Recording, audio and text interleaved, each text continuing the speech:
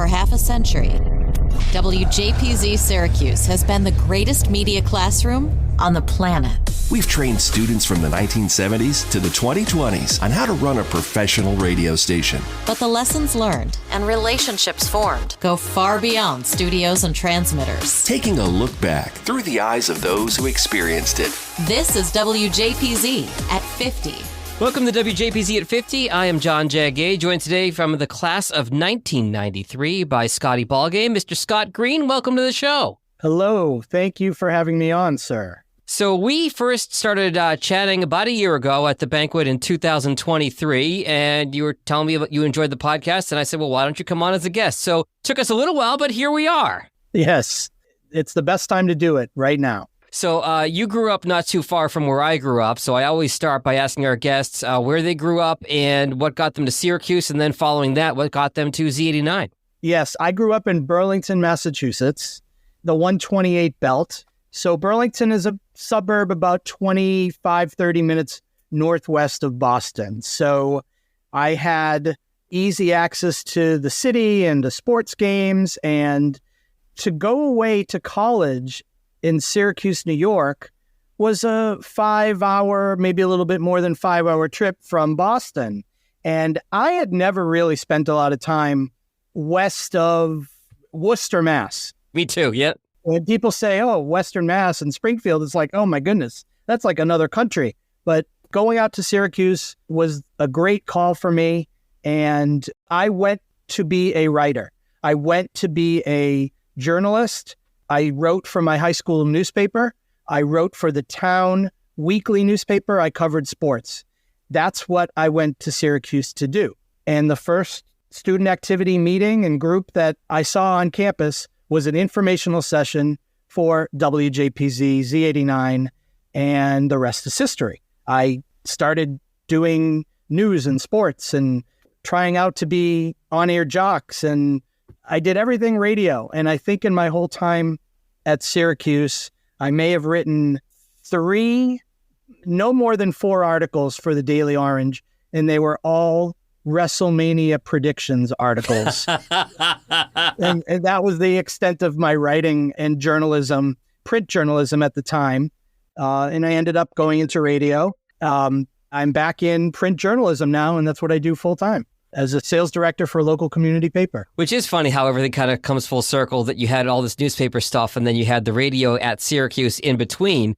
I want to ask you, because you were class of 93, so you were kind of perfectly situated in the middle between some of those great folks from 90 and 91, and then also there when that class of 95 came through. You got to see sort of both sides of it as the youngin' and as the more seasoned vet. Who were some of the folks that were there running the station that made a first impression with you when you first got there? Well, hold on a second, because you're giving me bookends of the 91 and the 95 folks being the really great folks. There were some good ones in between from my class too, my friend. I don't want to think that we're chopped liver or anything.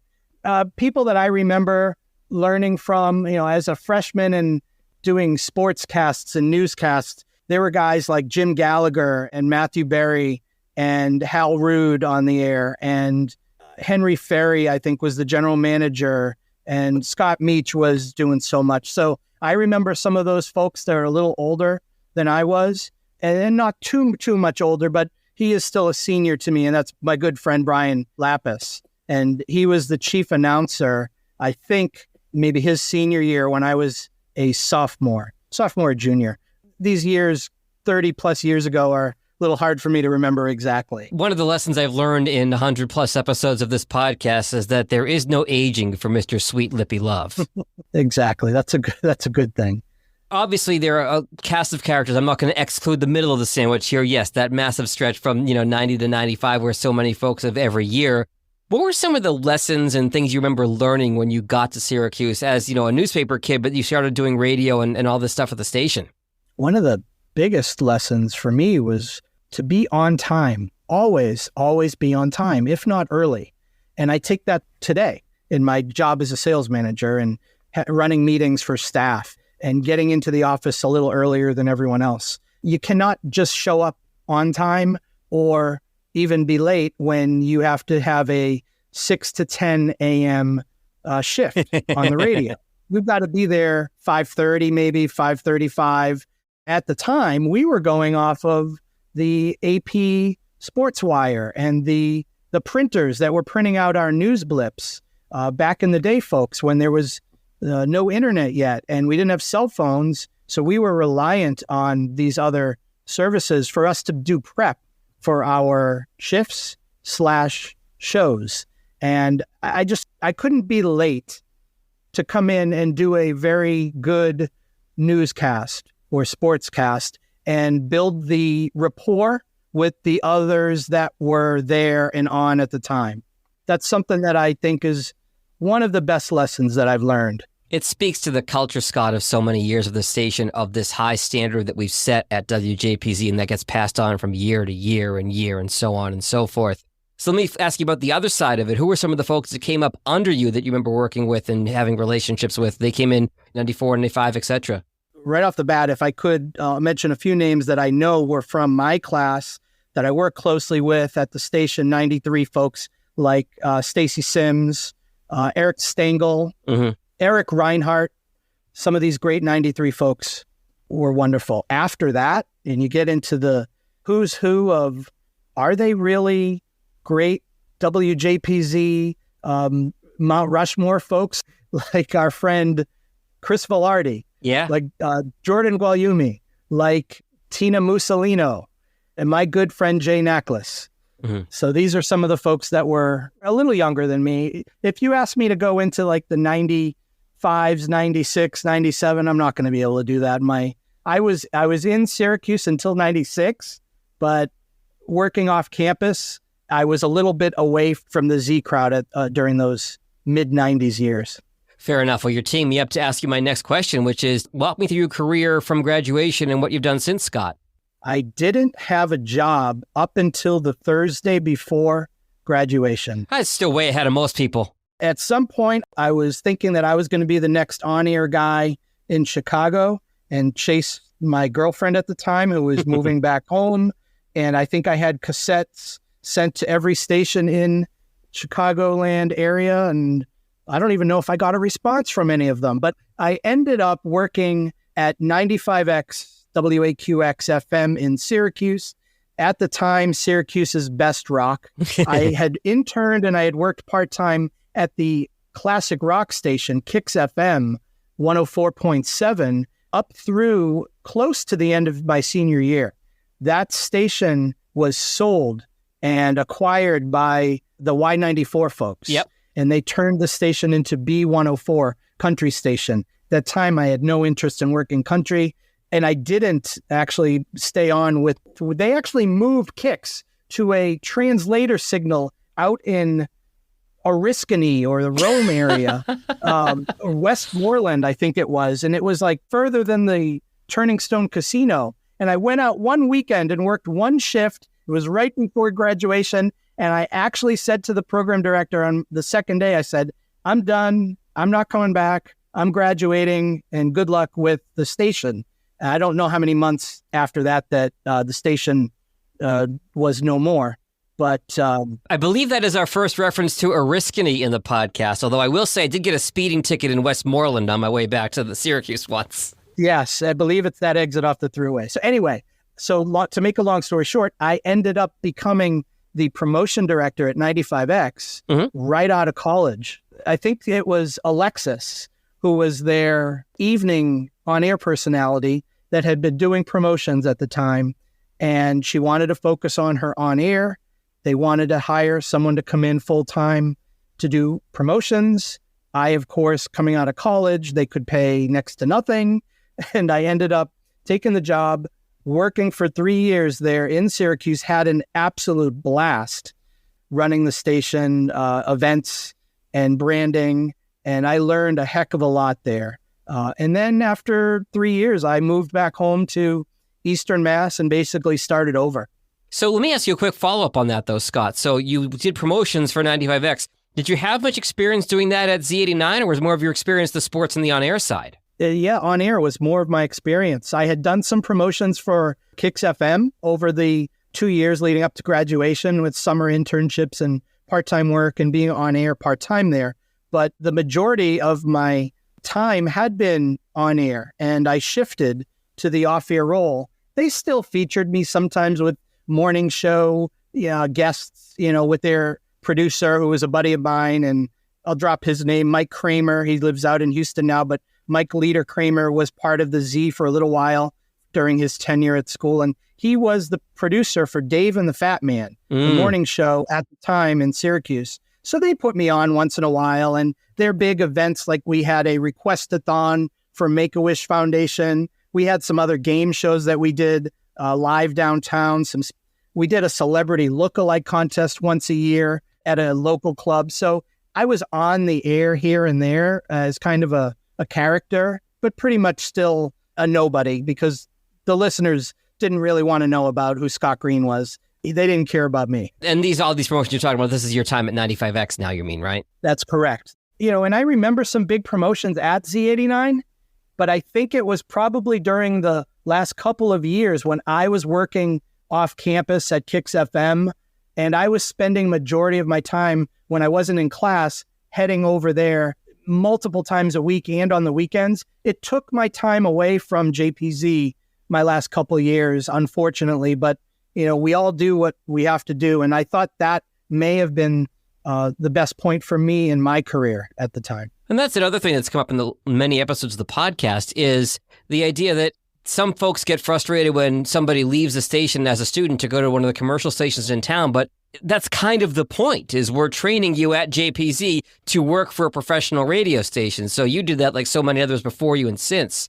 So you mentioned going back to Eastern Massachusetts. So tell me about your career path since heading back from the 315 to the 617.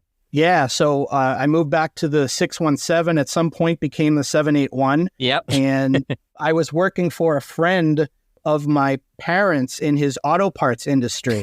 And he was kind of grooming me to be their promotion and sales manager. In my head, I knew I wasn't going to be working in the auto parts industry for a long time. You almost lived the movie Tommy Boy. Exactly. That's what I thought of when I was there. I didn't travel to sell parts, though, like those guys did. And I ended up getting into an event marketing position for a company in Boston called Collegiate Advantage. And they eventually would become acquired by Student Advantage. And we ran marketing tours for clients that wanted to reach the college market and the college demographic. And we had tours that went around the country. And one of my first gigs, it was a contract position for a few months. And I traveled around the country on this tour for Rolling Stone magazine. It was called the Rock and Roll Bowl. And it went to all college campuses over the course of 2 months on the quad or outside a student center. And it was a lot of fun. And that tour finished up. And then I did another part-time tour for them. And then it ended up turning into a full-time account manager role in the office in Boston. And I did that for several years, and eventually going into other marketing companies in New Hampshire, I wound up getting burnt out. Yeah. And in 2003, when we were right about to have our firstborn, my son Adam, I went back to school to be a teacher. Wow. And I ended up getting my master's in education.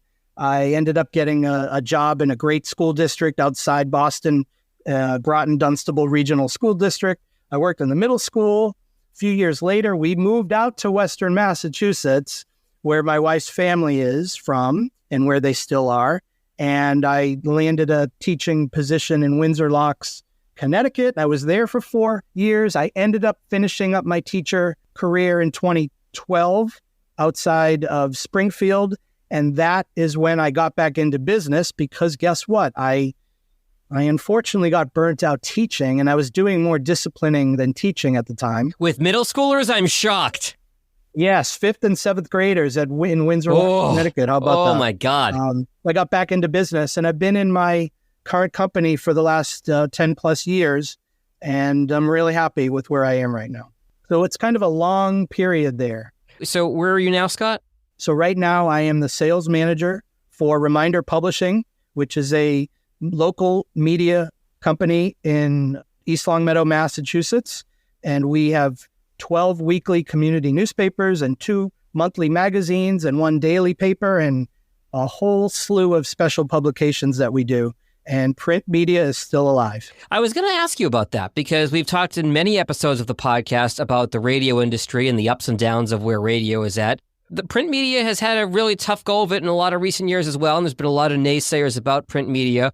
Obviously, you've got all these publications you just rattled off, so you're still doing well there. Talk to me about the state of where the print industry is right now. I think that there are a lot of newspaper and magazine companies that are ratcheting down and they're not growing. And we are in a unique position within my company. In a lot of the smaller weekly community papers around the country, we are part of a larger organization called the Association of Community Publishers. And one of the best things about being a member of that is sharing best practices with other successful print companies like ourselves around the country, sharing the practices of what is working and keeping the heartbeat of the newspaper still going. Now, that's not to say if I deliver 5,000 newspapers to every home in my town right now in Longmeadow, Massachusetts, a good number of those people may not even read the paper. It's in their driveway or their front walkway or on their front step or even hanging from their mailbox. Many of them may recycle it. They may not even bring it in. They may not look at it, but a majority of them do read it, and our customers know that they are able to reach every home in our area, and that's what advertisers want. They want to be able to reach their homes. We're a free paper, so everyone gets it, and our revenue and our survival is really based on our sales. Spoken like a sales manager. What's interesting, and you mentioned the local papers who, back when we were kids, they were probably daily. Now they're probably weekly, which is probably a reflection on the resources available. But you can put more into it if it's weekly because you've got that different bandwidth for it. But then also, I wonder if there's an avenue for hyper-local in print that's a little bit of a void left by some of the voice tracking that's done in radio. You're absolutely right. And I think that as a sales manager of my company, I am reaching out to and creating new relationships with our local media, TV, and radio stations so we can work together to help each other. And some of it's trade, which is okay. It's still revenue that counts. But that is a great point because I really want to leverage that relationship of we're able to be in all the homes. The radio stations and TV stations, via their medium, they're able to be in all the homes. So how can we help each other?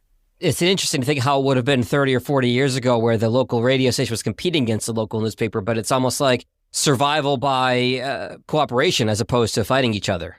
Yeah, I'll tell you, the daily paper in our neck of the woods, which is the Springfield Republican, its circulation numbers have dwindled. The number of pages in the paper has dwindled. And I understand that people are going to get their daily news in whatever format they want, whether they're watching the evening news, whether they're going onto their phone and checking out their favorite news websites or the apps and getting updates and notifications that way. I do myself. But there's still a niche for that weekly community paper where people will want to know about their town and their school committee meetings and new businesses that are opening and what sales might be going on in the area. That's what we do well. Fair enough. I want to pivot and ask you about your sports fandom, your baseball fandom, if you don't mind me going there, because I know you've been a pretty active sports fan over the years as well. And I don't just say that because we grew up rooting for the same teams. I would love to tell you about that, but I do also want you to remember I've got a couple really funny stories on the radio side of things that I do want to share. But you still have it because that's a hell of a tease. We'll hit the sports and then we'll come back to that. Thank you. I like the tease when I can.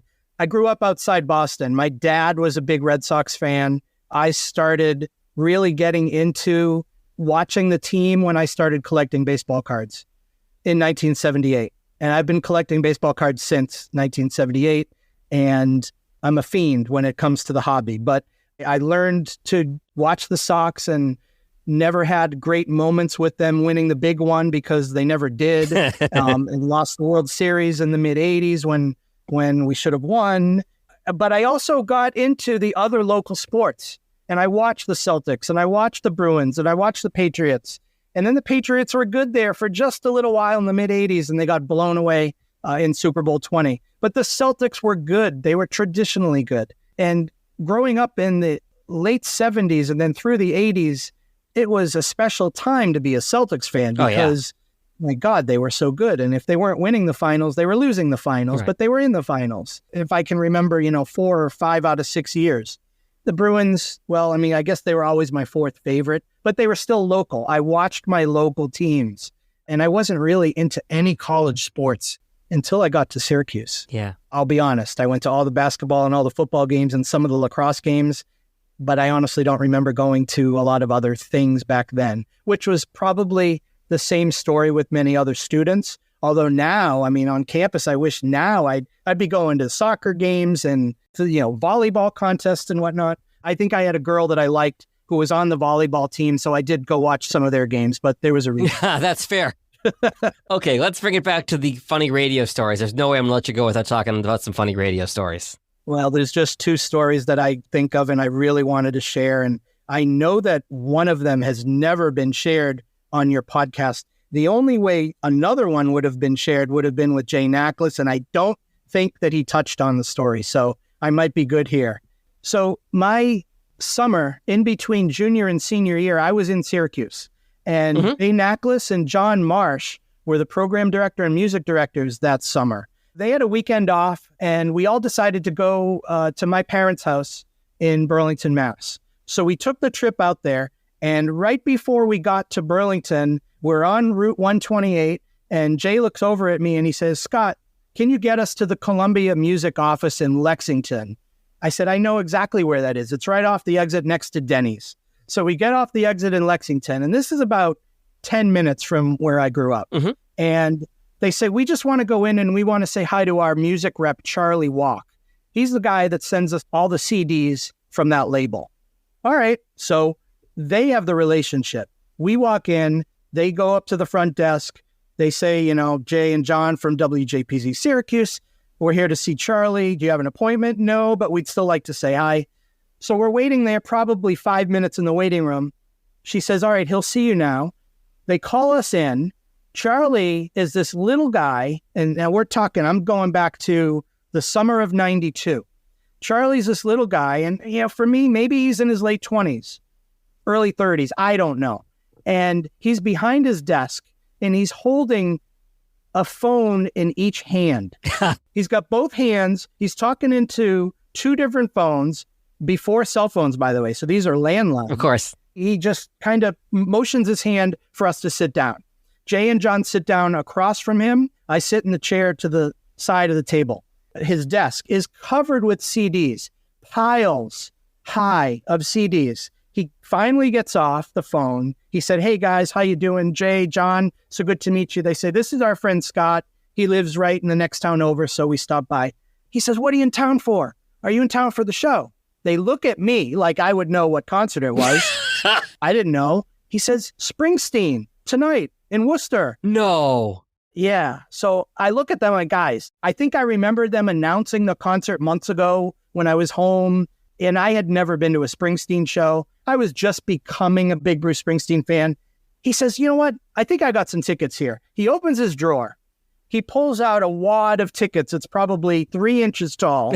And he's just shuffling. He's shuffling through all these tickets for all these shows that he's doing. And then he takes 3 tickets and he throws them down on the desk.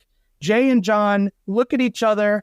Their jaws basically drop to the floor. And I just look over, reach over on the table on his desk, pick up the tickets. I'm like, "Dudes, we're going to Springsteen tonight."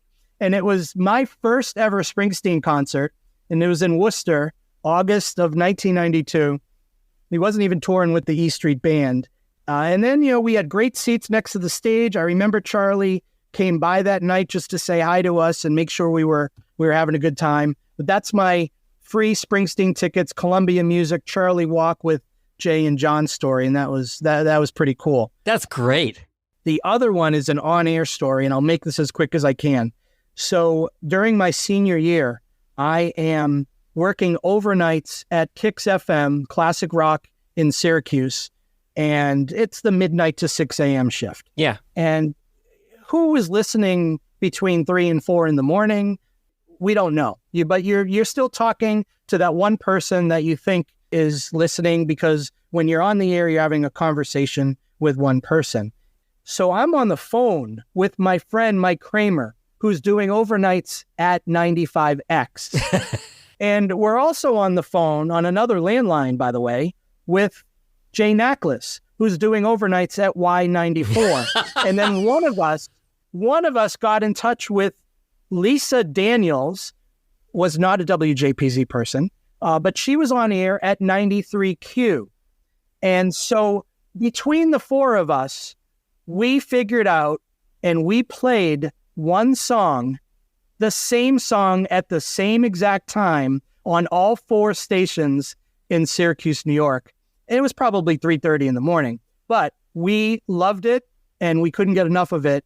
And to this day, Day After Day by Badfinger will always be remembered as a song that really, what do they call it now? A mainstream, right? Yeah. It went across 4 different formats at the very same time. And we were thinking, like, if someone was turning their Syracuse radio dial that night to the main 3 powerful signal stations and they're hearing the same song, they must have freaked out, or what the heck's going on. Day after day. And then at 6:30, 7 in the morning, when our shifts were done, we all met at Denny's on Erie Boulevard to laugh about it and have breakfast before we went home and crashed. Yet another story that ends at Denny's on Erie Boulevard, like so many before in this WJPZ at 50 podcast. Scott Greene from the class of 93, thanks so much for coming on and sharing some great stories with us today. Thank you.